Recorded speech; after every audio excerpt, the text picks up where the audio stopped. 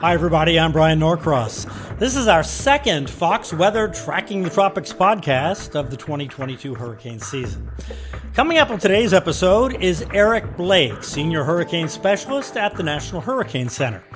The Hurricane Specialist Unit is the group at the Hurricane Center that makes the forecasts in real time and does the post-analysis after the season to be sure that the final record is as accurate as modern science allows.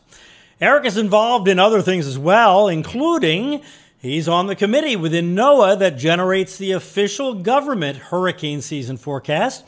And he recently gave a talk about the somewhat sudden improvement in the Hurricane Center's skill in forecasting hurricane intensity 4 and 5 days in the future. We'll talk about that, which is huge, and a lot more. My talk with Senior Hurricane Specialist Eric Blake is coming up in just a minute. The tropics have been nice and quiet, except for the system that dumped the incredible rain on Miami and eventually turned into Alex offshore. Last year, we had 4 named storms before the end of June. We'll see if something changes. But right now, the upper winds across the tropics are mostly hostile, and there's a lot of dust and dry air out there. The only place to watch is in the far western Caribbean near Central America. A large area of low pressure is forecast to form over Central America over the next few days, and sometimes these huge circulations can spin off a tropical storm or a hurricane, and that can happen in the Caribbean or the Gulf or the Pacific Ocean. National Hurricane Center is mentioning the possibility of something organizing, though it would not threaten the U.S. In other big news, Ken Graham moves up from director of the National Hurricane Center to director of the whole National Weather Service, of which the Hurricane Center is a part. This is a big deal for a lot of reasons. First of all, Ken is a fantastic, empathetic administrator and has always cared a lot about the communications part of the equation. It's not just about making good forecasts. People have to understand them and believe them. Ken ran the National Weather Service office covering New Orleans before running the Hurricane Center. We've had many conversations about confusing terminology and getting the message to the people so that they can make good decisions. The move is great for the National Weather Service and the American public. He'll have big shoes to fill following the retirement of Dr. Louis Uccellini, who led the Weather Service through a lot of important changes. Congratulations to Ken Graham. And Jamie Rome was named acting director at the National Hurricane Center. Jamie ran the Storm Surge unit for years and was responsible for developing the products that focus on the storm surge threat these days, which we didn't really do in the past. And congratulations to Jamie as well. And now, here's my talk with Senior Hurricane Specialist Eric Blake from the National Hurricane Center. Hi, Eric. Thanks for coming on. Hey, thanks for inviting me. So you're a Southeast Louisiana guy, and area pretty popular with hurricanes. Was it personal experience that got you hooked in the first place? Yeah, it really was. Back in the 1985 hurricane season, we had all these hurricanes hit the Louisiana coast, and boy, it was really a crazy year for a 9-year-old that tracks hurricanes. You had Hurricane Danny and Elena and Juan, and then Kate at the end of the year just for good measure. And that after that hurricane season, I was hooked for life. And Elena was one of those really crazy ones. I mean, your Elena, which zigzagged back and forth, caused this chaos from the Tampa Bay area over to Pensacola. And it was my equivalent hurricane was Hurricane Betsy that I was surfing in as it went up to Cape Canaveral, then stopped and then turned around and came back and hit South Florida. Have you ever looked back on Elena or those storms and kind of wondered, what would I do or how would the forecasting be different? I mean, that was just one of those really, I'm sure it would be difficult to forecast today, right? I mean, we wouldn't be able to predict a thing going back and forth from Tampa to Pensacola to Tampa, back to Pensacola, I guess it was. I think it would be one of those low predictability situations. We saw with Hurricane Sally a couple of years ago. Most of the forecasts had it going into southeastern Louisiana, and then it took a right turn into, near the Mobile area. So it was, I really do think that, the forecasting has gotten a lot better, but I do like to think about the past because, back in those days, you found out the next morning where the hurricane went.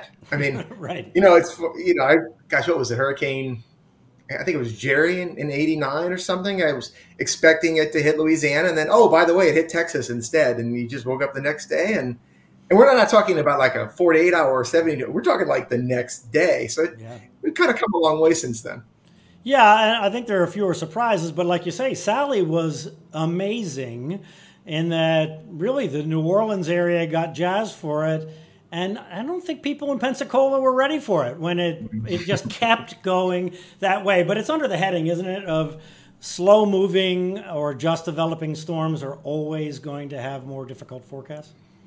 Yeah, those systems that are in moderate wind shear, there's a lot of different things. And it's really a communication challenge because, you've seen those things in moderate shear. You've seen them become hurricanes, strong hurricanes. I mean, like Sally was approaching. Well, sure, Sally was approaching, Category 3 when it made landfall. But other times you see things in moderate shear, they just weaken, and it's just kind of on the knife's edge. I like to, I look back at that year, and I laugh just a little bit because that year I put out a hurricane warning for Marco and a hurricane warning for Sally. For Southeast Louisiana, and one of them died, and the other one hit a different state. So it's just it's a very humbling job sometimes. Yeah, and Marco, that was another like very, very odd set of circumstances with Laura kind of right on its heels and right on the knife's edge. As you say, a slight difference, and that could have been a significant storm in Southwest Louisiana from everything we know. The first time I became aware of you, I think you were in college in Louisiana, and you produced what I thought was the best hurricane website I ever imagined. I mean, this was back in the beginning. Remind me what that was and how that happened. Oh, Brian, it's funny to look at back in the mid 90s when I developed the Atlantic Tropical Weather Center. That's what it was. Yes, I thought, it's this whole new center. Little did I know it's this kid in Louisiana. Yeah, did it on, learn a little HTML and do some programming and try to put together the links that I didn't have in, back in those days. You didn't have processors. You just it was a collection of links. Right. It's not like I was producing any specific information. And now I look at, websites like Tropical Tidbits or Weather Nerds now, and I just laugh and think, well, these kids are a lot better than I was back then. It's a whole different scale. But at that time, I mean, the World Wide Web only came along in 95, right? So when was this, in the late 90s? Is that when you did that? So I think I did that in the mid 90s. I mean, I didn't even really know what the internet was until I went to college. Mm-hmm. I guess I'm dating myself a little bit, but in 94, I'm like, ooh, what's this internet? And I can get information on Mosaic and all those old ancient browsers, and I can look at the MRF model and 110 panel display, and for 10 days, and that was like kid in a candy store back then. Yeah, well, Hurricane Andrew came along. There was no internet. I mean, none of that data, nothing was accessible unless I called the Hurricane Center and asked a specialist, what in the heck's going on. So you went to college, you went to CSU, and you studied under the amazing Dr. Bill Gray after leaving Louisiana. How did that happen? Well, going back, I always knew that I wanted to study hurricanes. And when, I guess Bill had good media. He was a character, and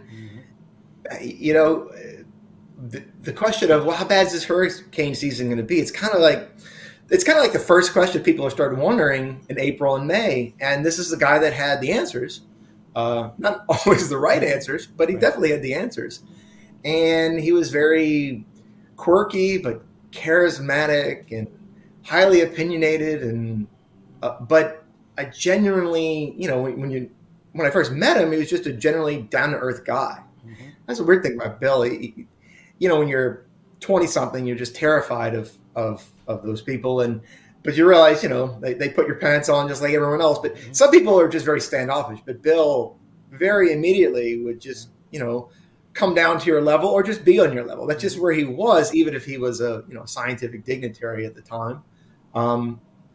It was between that and the University of Miami, and I figured that I'd end up in Miami soon enough. So I figured I'd go to Colorado for a while and see what it was like out there. Yeah, I went out and interviewed him in 1995 at Colorado State, and I remember the first questions. We were walking kind of up the hill to the building where he worked. I said, how does this go with hurricanes? I mean, even kind of remotely. And he told me the whole story, and it's actually a pretty complicated story with Dr. Reel and all these different moving parts that got him to Colorado State. But he told me he was sitting in Miami in the early 80s and started thinking about how some hurricane seasons were busier than others, and some were quiet and really quiet. And I mean, 83 was barely a blip. I mean, there was Alicia hit Houston, but 4 storms I think were named that year, and that led him down a path of looking in Africa and El Nino, La Nina. What do you remember about him talking about his process for determining how the season's going to be when all that started? Sure, and I'll just say my favorite Bill Gray answer to the question of why study hurricanes in Colorado was always because they can't get us here. That was he was he of course had a distinct accent and speaking pattern. I won't dare do it, but right. But yeah. So going back to your question, he was just always very interested in how things worked. He liked to really dig into the data. And when I went to CSU in 1998, we had just had the release of the NCEP NCAR reanalysis data. And it was this treasure trove of historical data. So back in the 70s and 80s, they would use computer cards and use individual soundings and do it. But now it's all digitized, and you could do areas, and you do it at a few clicks. And so that's really what he was interested in, digging a little more into that specific data set and learning more about the seasonal forecasting. I kind of came into an interesting time because he was still suffering from the big 1997 hurricane season bust. I mean, that he called for an active year based on, I don't know, it was like Singapore 50 millibar. It was some crazy thing. He bought into his model a little bit too much, and he would always say he definitely had to eat some crow on that one. It's funny though how things work, because NOAA started seasonal hurricane forecasts because of how bad that Bill Gray forecast was. Really? 1997 was this huge El Nino, as it turned out, which just shut off everything. Where in 95 things blew up like we hadn't seen in forever. And why don't I remember 96? But 97 they just turned off. Well, 97 was pretty busy. I mean, you had Fran. 96 was Fran. Yeah, sorry, 96. Yeah. And it wasn't Bertha in July, so it was a kind of a different kind of season. It wasn't a Miami year in 96. That's why I don't remember. Right. Yeah. Well, I went up for Fran. I actually took the helicopter from Miami all the way. I didn't fly the whole way. I flew on an airplane, but the helicopter came and met me, and we flew Wrightsfield Beach up to Surf City and all along the Carolina coast there. Yeah. It was. Yeah. Yeah. Oh, yeah. Okay. So, then 97, anyway, 97 was the big bust. I didn't know that NOAA actually decided to jump on board that long ago. I can't remember the guy's name. He was a former CPC department head, Climate Prediction Center, and he insisted that they could do it better. I wasn't there at the time, so I couldn't tell you, but that's how the story's always been related to me by Jerry Bell, the former head of the forecast, who's basically did it, since it started until he retired a year ago. Yeah, fairly recently, yeah. So you were one of Colorado State and Bill Gray's star graduate students.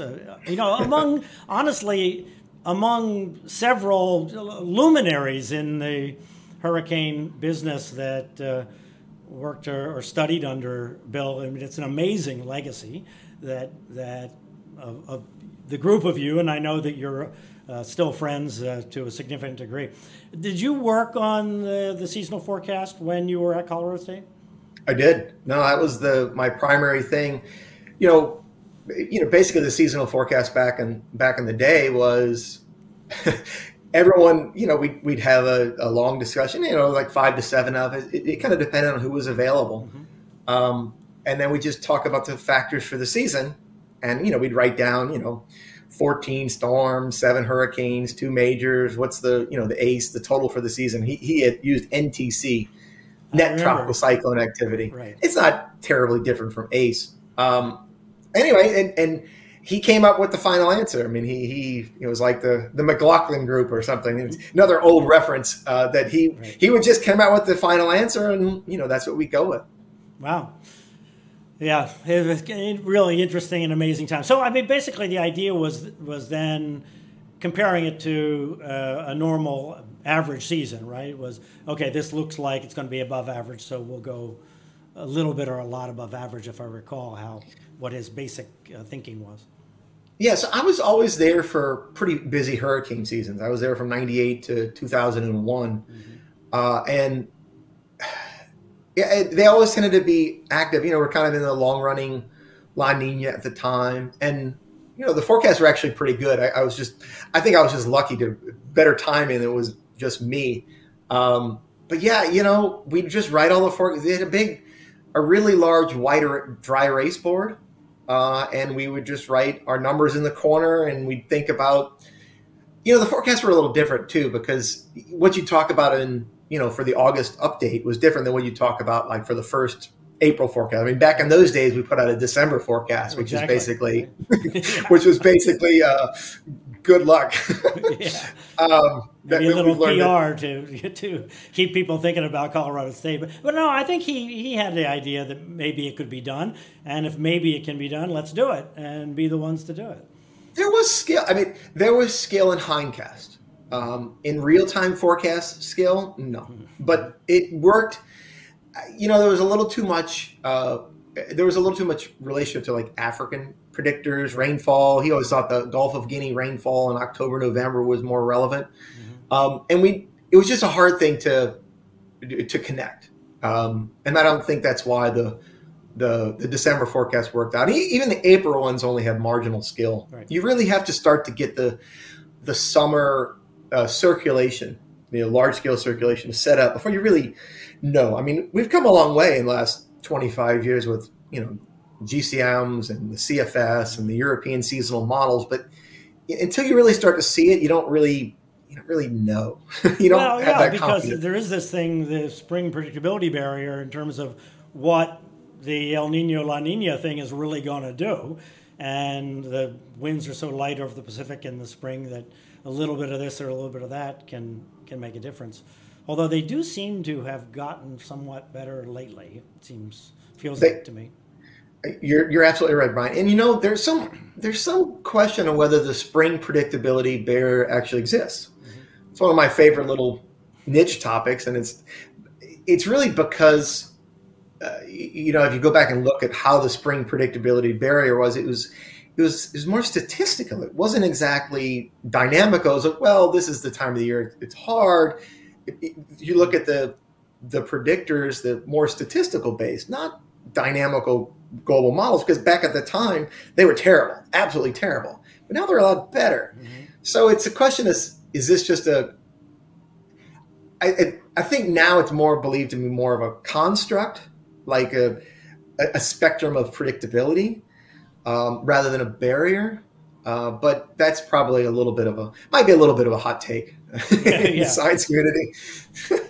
I mean, but you can imagine this system in the Pacific kind of being on a knife's edge, right? Or close to a knife's edge, where it doesn't take a whole lot to make it like some big event can kind of tilt it over. And if suddenly the Eastern Pacific warms, then that changes the wind flow and you can start some sort of cascade. You're absolutely right. But the thing about it is, back in the 90s, when that kind of term was, it might have even been the 80s that term came about. But back in those days, the models didn't simulate the Madden-Julian oscillation worth a darn at all. Right. So it was terrible. So back in those days, if you had a strong MJO, 30 to 60 day large scale tropical oscillation, if you actually had one of those that was strong, your model skill was much worse because the models couldn't handle it very well. Right. But nowadays, if you're in a strong MGO situation, your model skill is a lot better because it's a source of predictability. Yeah. So it's like I think we're definitely advancing the science. Yeah. The details are better resolved now than they were back then. Let's take a quick pause. We'll be right back on the Fox Weather Tracking the Tropics podcast.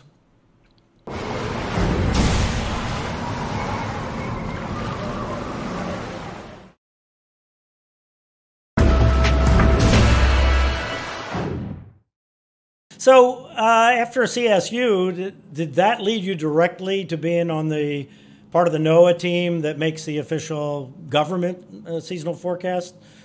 What happened in between, and what is that team anyway? So back in, I guess my first forecast was about 2002. I think I was at the Hurricane Center for a year. It's hard, 20 years, it's hard to remember the specifics, but I know that Max Mayfield, he decided to put me on the team because of my experience with Bill Gray. And gosh, it's a little hard to remember. I think it was something that was just bound to happen before Lixian Avila was part of the team, and I think I replaced him. He'd say for a fight, and he'd then later say willingly. Right. It was seasonal forecasting it's difficult. It's not a lot of. You don't get a lot of glory for getting it right, but you'll get a lot of grief if you get it wrong. Yeah, that's and true. So it's the risk-reward ratio can be a little questionable sometimes. So the prediction for this year was 14 to 21 named storms, 6 to 10 hurricanes, 3 to 6 Category 3 and above, a 65% chance of an above-average season, which is kind of in line with what I think everybody else is forecasting. But I was kind of surprised, to be honest with you, that your named storms range wasn't 1 or 2 higher, just given that we had 21 last year. So can you remember or think about what the reasoning was there? Sure. Well, so there's a series of guidance that we have, and I think that was just about the highest guidance, versus the analogs and the like. Talking a little bit about how the forecast is made, it's a consensus of, there's a lot of dynamical models out there, the European UK Met, right. The Weather Service CFS model, but there's also individual forecasters. You've got people from the Hurricane Research Division, AOML, you've got NHC folks, and you've got Common Prediction Center folks. And, the forecast ends up being a consensus of, I think it was 6 or 7 of, so that's kind of the ranges were. And I was higher. I don't want to say, but it's, it's a consensus forecast. And a lot of times the consensus ends up being right. You never quite know. And no one's ever really figured out what makes a busy year with a lot of storms versus a busy year. I call it the quantity, not quality, or the quality, not quantity year. Say like a 95. Say like a 1999. When you had, 14 or 15, but 9 of them were hurricanes. You had, like 5 giant major ones like Floyd and big, huge. Yeah. But you didn't have 21. Right. You didn't. Last year we had like 21 storms, only 7 hurricanes, if I remember correctly. So only Ida really was one of those really memorable storms. Sure. Yeah. For the United States. For the U.S. Yeah. That was historic, of course. Yeah. But yeah, no one knows. I think you get a pretty wide variety with the same climate conditions. You'll get a pretty wide variety of seasons. Sometimes lots of hurricanes, sometimes lots of storms.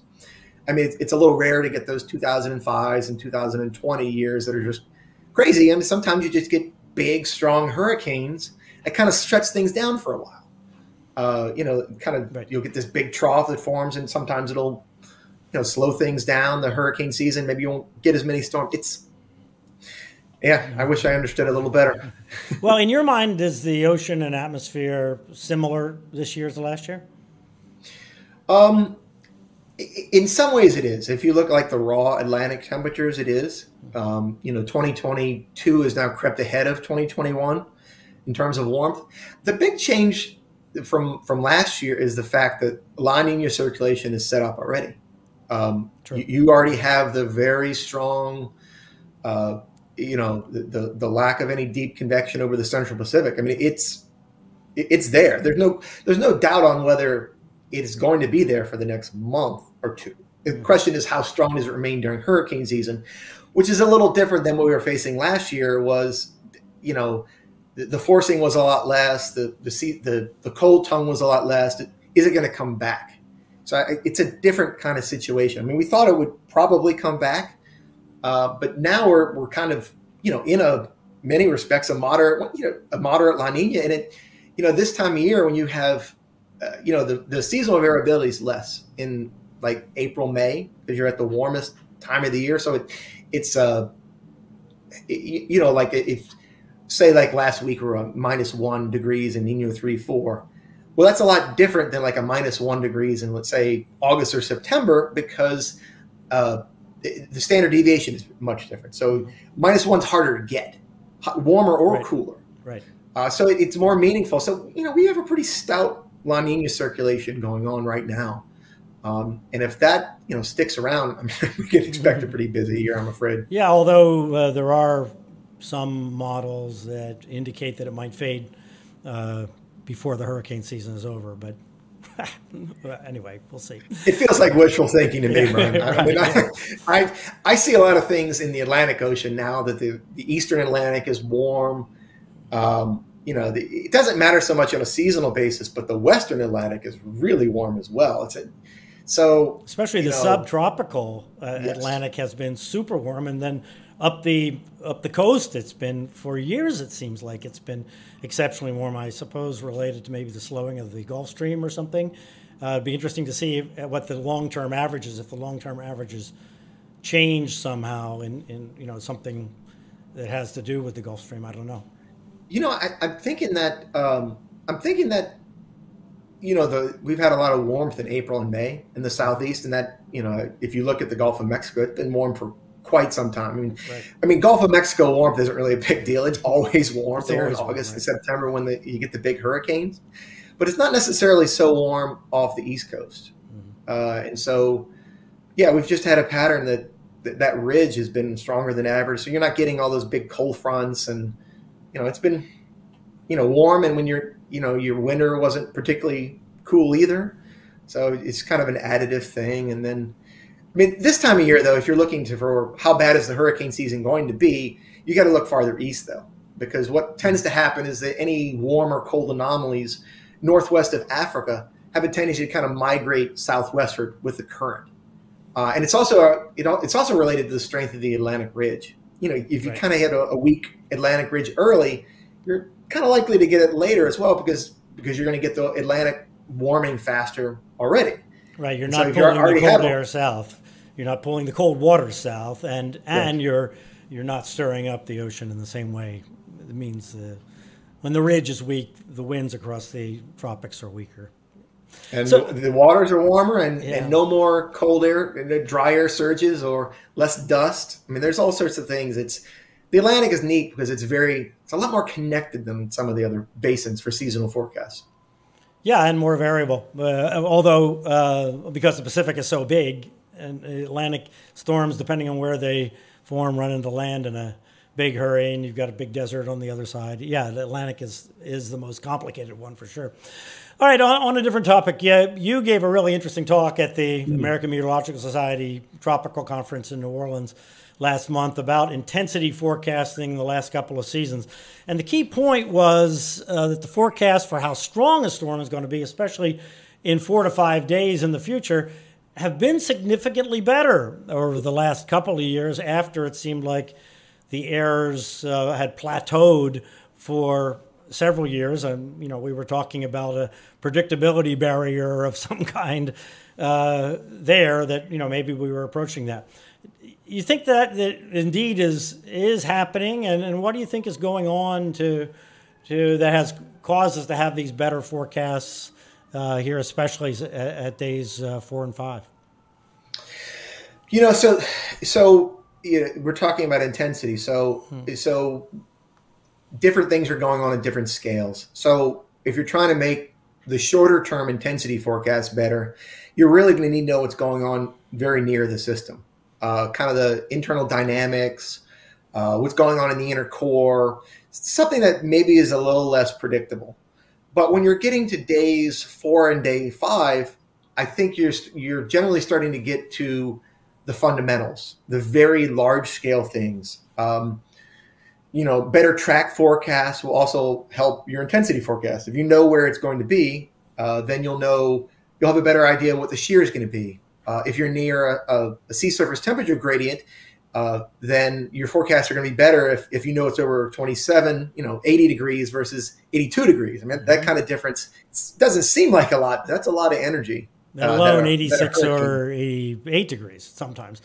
Sure. Yeah. I mean, but it's especially on the thresholds that we'll see that. And so we're getting better and better at the large scale. The models keep getting better and better. It's just harder to do the shorter term.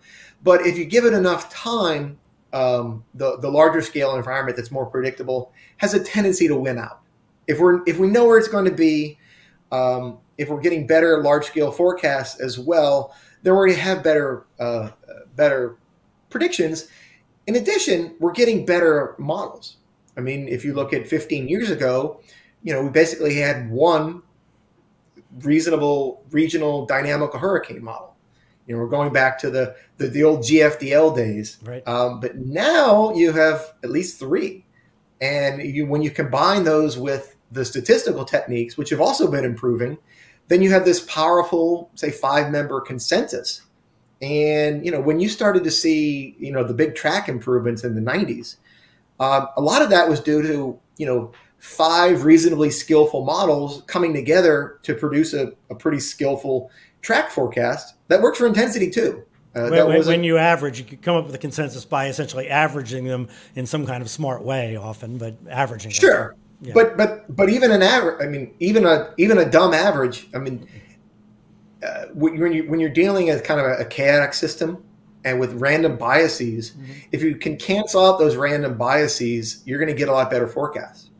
And I also think that the rapid intensification, that's been a big thing that's changed over the last, definitely since I've been a hurricane specialist. It was something we didn't do at all in the mid 2000s, the early aughts.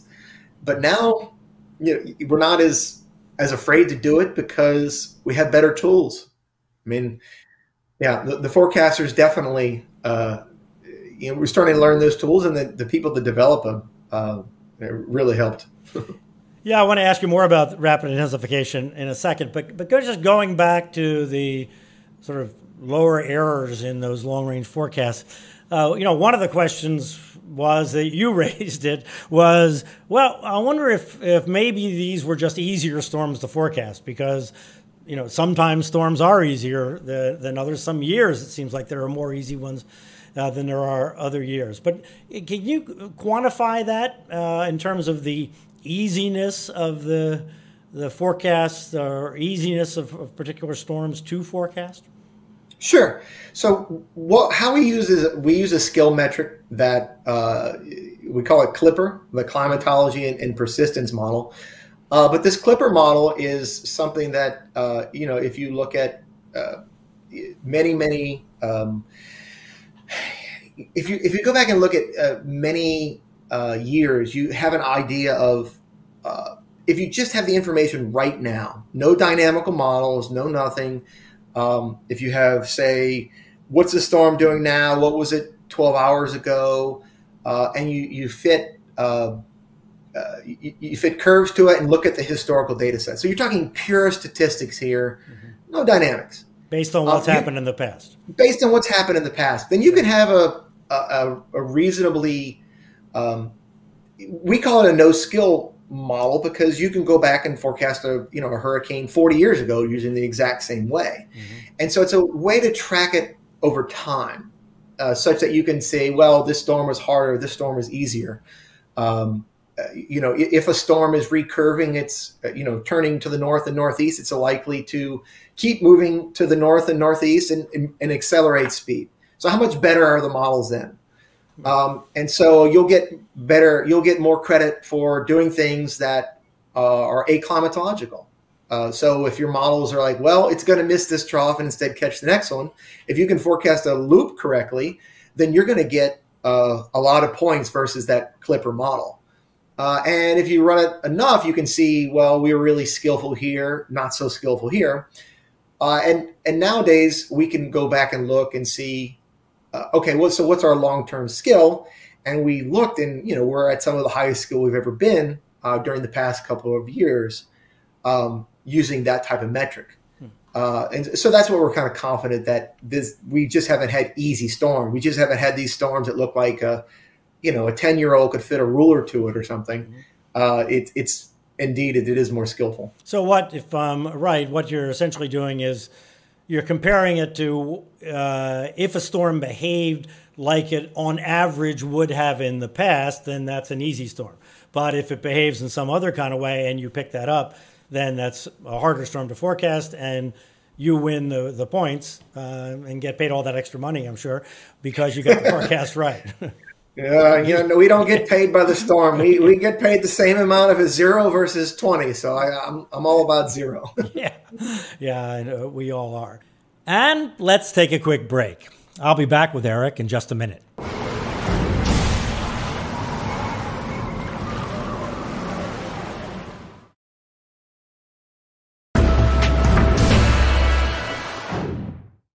Interesting. The easier to forecast metric does not take into account whether the storms are tracking near mountainous islands or parallel to a coastline or some kind of annoying geographical component, right? No, I don't think so. I'd have to go back and look at it. Some of the statistical models do, but I don't think land isn't a big predictor. And that's why like in the ship's model, there's a component that has to do with land in the vicinity and of the track, something as I recall. You can verify, we've done subsets of verification. You can just verify, quote unquote, over water points. And we're still improving on those as well. It's easy, it's easy to say, oh, it's over land, it's going to weaken. That's an really easy forecast. Right. But if your track forecast is terrible and you think it's going to be 100 miles offshore versus 100 miles onshore, you're going to look more skillful because of the track forecast as well, not because you know anything special about the hurricane, but it's not like that isn't a useful forecast. Right. I mean, if you're offshore and it's correctly offshore or vice versa, that's useful information at 5 days, whether you're on the coast or off the coast. But when you have an Irma situation with Cuba, where the forecast was just offshore and it ended up being just onshore. In terms of the distance, it wasn't that far off. But in terms of the effect, it was pretty significant in the end, especially for those poor folks in Cuba. Yeah, for sure. You don't want any part of a Category 5 hurricane. That's for sure down there. Exactly. So IDA was a big success, both in terms of the computer forecast and also you and the forecasters at the Hurricane Center pushed the envelope toward the strongest models instead of the lower consensus number. How has the thinking on doing that changed? I imagine it still feels a little risky going for some kind of dramatic intensification, especially with a storm bearing down on land and everybody just on bated breath for the next forecast. Yeah, Brian, that's hard. I mean, it's kind of situational dependent. I mean, I did not make the first forecast with IDA, but I remember the situation pretty well. It's, you're talking about coming into the climatological peak of the season. You've got extremely warm water ahead of it in the Gulf. Climatology and persistence would say this storm is going to do something and nothing good. You also had a very, if I remember correctly, you also had the loop current, a lot of very warm eddies involved. And you had all the models really showing, low or decreasing shear up through landfall, and, the forecasters are like, this is alarm bells are ringing off. And I think if you go back and look at some of the models and tweets, I remember one I specifically issued, not as a, just looking from afar, like, oh, this isn't good. Yeah, I mean, there's nothing about this situation we like. And, we are very aggressive and, not even aggressive enough, but it's, you really have to kind of, you don't want to cry wolf, but you also want to make, when your first forecast from basically nothing says it's almost going to be a major hurricane, that's hopefully caught enough people's attention. Well, and in the end, the Category 3 forecasts, which were pretty persistent, ended up being a Category 4. Anybody that prepared for a Category 3 was ready for a Category 4. I mean, there's no, from a preparation standpoint, when a big hurricane's coming, and so it's the flavor that counts more than the specific number, I think, once you're into that range. So did the success with Ida give you more confidence to forecast rapid intensification after that, like with Agatha over Memorial Day weekend, although that storm kind of gave you a little head fake there for a bit? Agatha, we need to go back and really look at what happened with Agatha because, Agatha, it was, oh, it's intensifying. Oh, it's weakening. Oh, it's intensifying again. It's when you kind of have just satellite information. So Agatha was hard from a lot of weird things. So you had a very strong system in an area that very rarely gets strong. So it's very aclimatological to have something that strong in May. I'm pretty sure it's coming from that direction. I mean, we don't get storms there from that direction. They usually are parallel to the coast or something like that. Every now and again, but it's so early in the year, we really hadn't seen that, right? At least not that strong. And so I think you're probably going to get the strongest so early in the year so far east in terms of like a Category 2. And Agatha was also very small. And these small systems are the one that gives forecasters fits because they change up and down very quickly. And they're also, because they're subject to it, this little small core, some dry air mixed in. They're more susceptible to shear. The models aren't as good because the models can't really simulate the inner core quite so well, and we don't have the data that we need to really get into that. And even the remote sensing type of stuff. So we like to look at the microwave imagery, the polar orbiters that'll give us 3 to 6 looks at a system a day, kind of the CAT scan going underneath the clouds. It's so small that only the highest quality sensors, you could really see what was going on. And I remember the first recon into Agatha, we were like, so this is really small and really strong, or it's just not as good as we think. And we didn't know which one it was right. Until I got in there. I'm like, oh, it's really small and really strong. Right. And that's the benefit of the recon did. Yeah. We don't have no other really devices because the stuff in space for these little things, anything that's really small. And I think it comes back to what you were talking about earlier about being on a system, being on kind of a knife's edge. A small vortex is kind of on a knife's edge because it's not moving anywhere near as much air as a large vortex. So its own momentum, it doesn't sustain it if something goes wrong. It's like it's easier to throw a wrench in the works, it seems like, if a wrench happens to come along. Yeah, you're absolutely right. It's those small things. They're very fickle, and you'll see some pretty large errors due to those small systems. So Hurricane Harvey in 2017 and Florence in 2018, the intensity forecasts were terrible. Harvey at landfall, of course, not when it was over Houston. So if those storms happened again, do you think modern technology would pick any of that up, or was that, once again, some sort of knife's edge kind of phenomenon going on? I mean, neither of them seemed like bizarro, totally different, geez, we haven't seen this before kind of storms. They seemed pretty straightforward, it seemed to me at the time, although Harvey obviously happened pretty close to the coast, so there wasn't a big time horizon that days and days. But Florence was out in the middle of the ocean when it was misbehaving.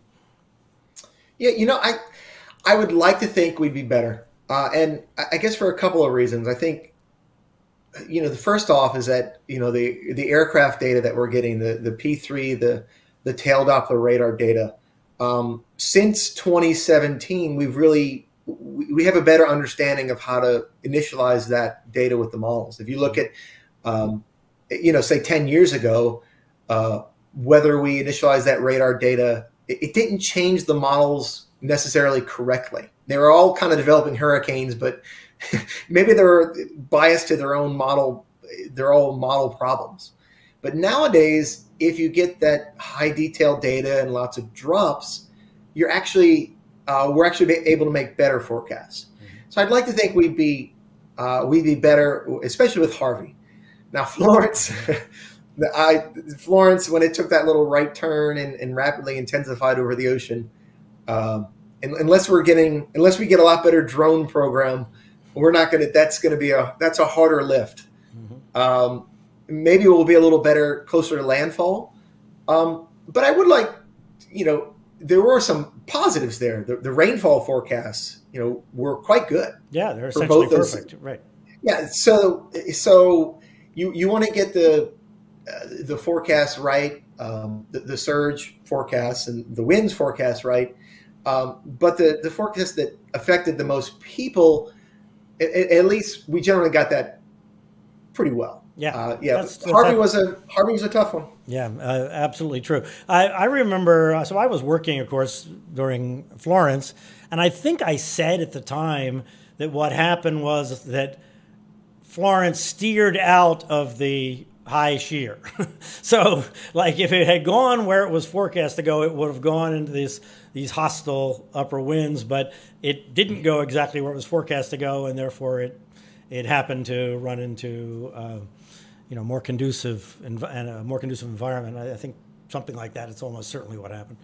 So Florence is another one of those cases of moderate wind shear, mm-hmm. and in that case, it was moderate and supposed to be increasing, and so you're looking at this system. It's like, well, the shear is moderate and should be increasing. So what it did is that, so now it's going to intensify. So it took this right turn. So by taking a right turn, it changes the shear, because instead of maybe say 315 like northwest, now it's moving northwest. Well, that's going to change the shear. I mean, if you have southwesterly shear, maybe it lessens the amount of shear. I think that's what I was thinking, is that the new patch of atmosphere that it found was just more conducive. There was less shear. There was something. Yeah. And I mean, it just shows how track and intensity are so intertwined, not just related to land and mountains, but also related to different parts of the atmosphere. Just have different kind of support for strong hurricanes or for weakening or whatever. I think it was Dorian in a couple of years ago that it reformed, and then it was supposed to go on one side of Puerto Rico and went the other side. Oh yeah, that was a terrible forecast, but there was a big mountainous island, but right? Bad forecast. Not so good for the Virgin Islands. Not so good for the Virgin, but it was just when the vortex is very weak, it's just hard. It's hard to know if it could, and we see that kind of down shear. We call it like a down shear reformation. Models are starting to hint at those things happening, but they're still not very good at it. Right, and one model will have it over here and one over there will go, all of them have it reforming, but in some different place. So, and the place makes so much difference. Is the thing where it reforms can make hundreds of miles of difference downstream. If you think about just a little bit of an angle difference, for example, if it were to go straight, that would be a long difference 3 or 4 or 5 days downstream. Bryan here. Let's take a quick break. We'll be right back on the Fox Weather Tracking the Tropics podcast.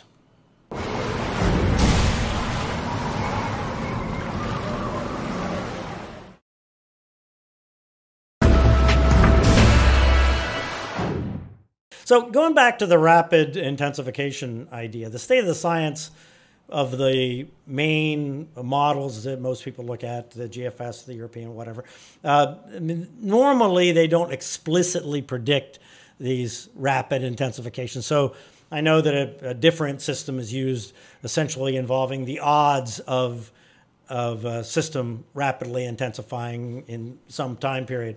So is there a percentage threshold that you look for? For example, if it said there was a 30% chance of a 30 knot, 35 mile an hour increase in 24 hours, is that a high chance, or would you forecast it to rapidly intensify with a 30% chance, or what do you use? What numbers trigger you to say, okay, we need to go ahead and put this in the forecast? Yeah, that's a really good question, Brian, because there's no specific threshold. I mean, when you're dealing with probabilities, it's do you believe that 30%? I guess it's the question is what does this 30% mean to you? Is it, I mean, we can see where it comes from. We can see the predictors. Is it something, more second order, something that's a little harder to predict, or is it, or is it something, gosh, without an individual circumstance, it's hard to know. And you have multiple of these models now that offer these percentages, right? So although sometimes one of them has it and the other ones don't, and that one ends up being right. That happens too. In fact, that just happened last year, as I recall. But yes, I guess you just look for the best evidence you have and try and decide whether it's real. Yeah, I mean, it's forecast your experience. I mean, really, does this make sense? We have better tools now so that we can kind of, for a time we could only really look at the shear from, let's just look at the 200 millibar to 850 shear. You can look at like mid-level shear, forecast shear. You can look at, time sections of how the hurricane or tropical storm is going to evolve. And it's a question of, well, I mean, do you believe it? Does it look like it's handling it now? Has it, like, what's changing? Is the environment really going to change more favorably? And it's I don't know. I feel like I hit my limitations of knowledge in this job pretty quickly at some times, because you're like, wow, this looks exactly like it, and 6 times out of 10 it doesn't do anything. But what about those 4 times? And how do I know those 4 times? It can be very humbling when sometimes you're just like, well, back at it again. Here it comes, a new situation, and just try to do the best you can. So bottom line, it seems to me, because I've known you a long time, that for you forecasting is fun, right? I know it's there's a lot of pressure. You guys are on a tight time clock, and it's so important. And from the outside, it all seems to go so smoothly. But is it fun? Some situations are more fun than others. I think it's fair to say it's fun. I do it because I enjoy it. Mm-hmm. I mean, I don't. It's a scientific and mental challenge. In an operational environment, you have some constants. You have to get the forecast out. It's funny, we have an absolute fire hose of information, but you have to have a really good, I mean, for lack of a better term, a really good BS detector in this job, because you may have a fire hose, but a lot of the information isn't really going to help you make a better forecast. Mm-hmm. It's picking out those pieces of information that this is going to help this RI. This is probably going to hinder it, and finding those little nuggets. But that's really a challenge, and I guess that's why we get paid the so-called big bucks. Well, yeah, and every storm is different, that's for sure. So if you make a bad forecast, does it stick with you, or do you kind of let it go because you have confidence that you did your best with the information you had? It really depends. I mean, I was pretty aggravated with Agatha several nights ago, because I was like, oh, it's not going to strengthen much, and then it rapidly intensifies, and then the next day, I wrote some line about I'm not going to believe the models, and then of course it weakened, but then it was rapidly intensifying at some level up through landfall. So I felt okay about that one. I mean, some of them, some good ones though stick with you. I mean, I try to. You have to have a short memory though, because I mean I don't remember who told me this, but the forecast you put out at 5 p.m., it will be wrong. It is 100% chance it will be wrong. Now you're trying to minimizing the degree. I mean, if you don't want to be wrong, don't be a hurricane specialist. You're just going to be wrong all the time. It's a matter of degree. But yeah, I've never put out a perfect forecast. Probably never will. Every now and again, you'll see a point that you have like a zero intensity error and a zero track error. Every now and again, they're just like these moments. You're like, oh, that was just probably luck. On the other hand, what really counts is the thrust of it, correct? Because it's not the details, whether it's plus or minus a little bit, that's not relevant. If people take it to heart and are prepared for the right storm, if it affects them, that's it. Do you ever go back and look at old storms that you've done, and with kind of a new eye to see if you would do it differently?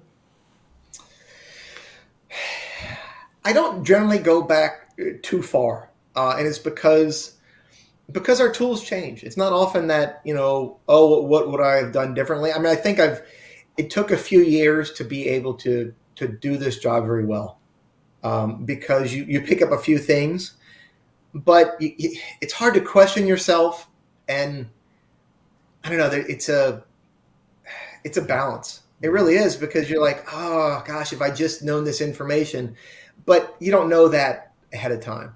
I mean, you can twist yourself into loops and think, oh, if I just looked at this, but then the next time, if you just looked at this, it would have been wrong. That would have helped you. So it's a little knowing that a priori, as they say, ahead of, you don't have that. So I try not to beat myself up. I mean, every now and again, you get one that you're like, okay, we did this right. I mean, I think I look back on the LORA forecast I issued along with Stacy on a midnight shift. And I didn't know it at the time, but it ended up being a big deal for the city of Houston. Exactly. They based some evacuation decision based on it. It was I said on TV, wow, those are gutsy people making forecasts at the Hurricane Center here. Because I got that one right. Yeah, you did. That was an amazing forecast. I mean, was great analysis. Now that I'm thinking about it, we're thinking about like the European ensemble was like, oh, it's Texas. It's farther south into Texas. Right. And we're looking at meteorology going, that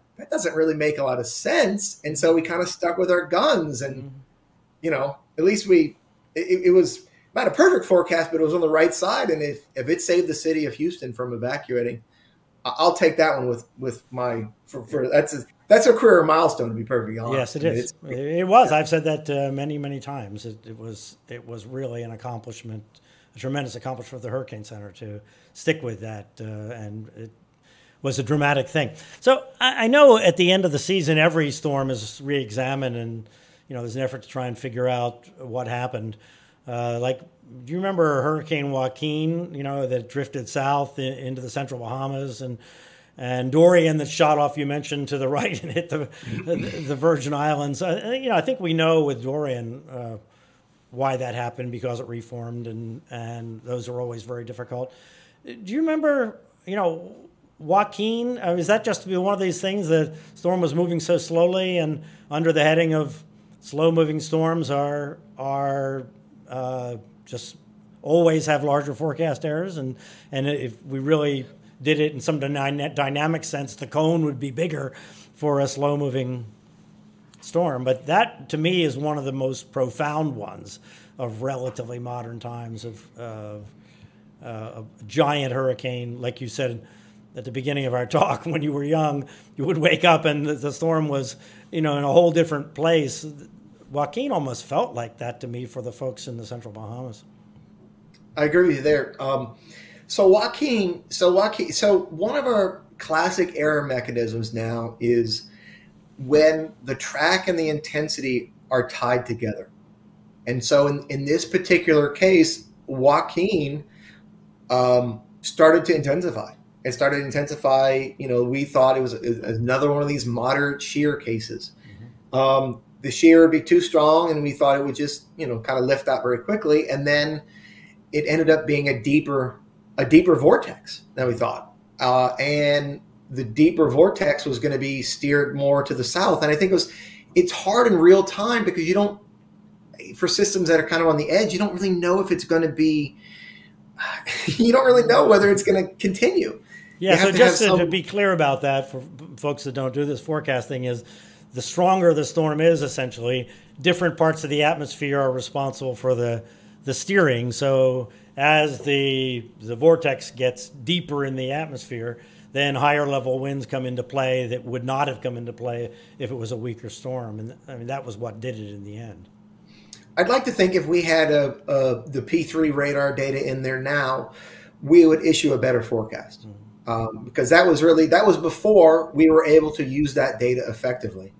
I'd like to think that. I don't know for that to be the case, but the data simulation folks are getting better and better at taking real data, putting them into the models that have a better resolution, and getting a more realistic example of what's happening right now.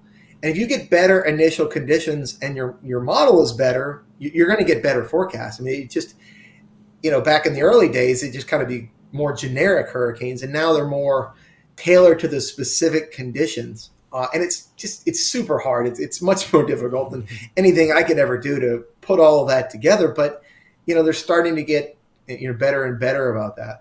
Yeah, you see that in the simulated satellites. I think that when the model, they actually make a satellite picture just out of model data, and now it looks much more like the actual hurricane than in the past. It looked like some hurricane picture off a page of a magazine or something. It just, didn't really represent the current situation. I think, and that's obviously related to the resolution of the models and everything else as well. I think the simulated satellite has been an underrated, kind of below the radar improvement for forecasters, because now we're able to, you can always kind of diagnose the convection. You could look at omega or some funky thing like that, but you don't really know what you're looking at. But you show a forecaster, well, here's what the system's going to look like. Well, we know how to use that. We could deal with satellite data. And then you could start to do measures like, oh, this storm's too big, or the deep convection, the thunderstorm activity is too strong or weak. And I think over the past, I wonder how long that's been around, 5 or 10 years now. Now we're able to see, well, deep convection's hard. It is a hard thing. If you get the thunderstorm activity correctly, that's hard. Even the best models really struggle with it because it's, what happens. It's a very local phenomenon. In good luck for a global model to get that local phenomena right, unless it's kind of forced by. It's complicated, and so. But now as a forecaster, you can look at, well, if this happens, if you get a lot of thunderstorm activity, over the center, or if it's more displaced, well, that didn't happen. Well, this model is probably less accurate. So it's been a really nice improvement. I wish all the models had that, but as we keep getting tighter and tighter resolution from these global models that are now starting to get, sub 10-mile resolutions, then you're starting to get, something that resembles your 2-kilometer and your couple-mile resolution of the infrared satellites now. So it's a very cool product and very useful. Yeah, it's kind of a macro way to look at what's going on as opposed to trying to look at the individual details. So obviously all of you guys have been dealing with COVID and so forth the last few years, but yet the hurricanes have kept coming. From the outside, it didn't seem like you all missed the beat. Was it a scramble, or how did it all come together to make it work so smoothly? Well, that's that's quite a story there. It was what a kick in the head to have one of the most active hurricane seasons on record in the middle of like the worst part of the pandemic in 2020. So I think management and staff, we worked together to find out what the best solution was going to be for NHC. So we, some of the more resourceful forecasters, along with the technical support, we put together remote workstations. So we were able to, in the less dangerous situations, we were able to work from home. Such that, and so if you had a storm, we were able to kind of duplicate what we were seeing at the Hurricane Center, and that kept us apart and kept us safer, so that we could stay at home. Because the last thing you need is people at a Hurricane Center with a COVID outbreak. I mean, we have backups, but no one's going to issue as good a forecast as the especially if you have 30 storm. This is very true, and so we tried to limit the time in the office to the most critical situations, such that the risk was worth it.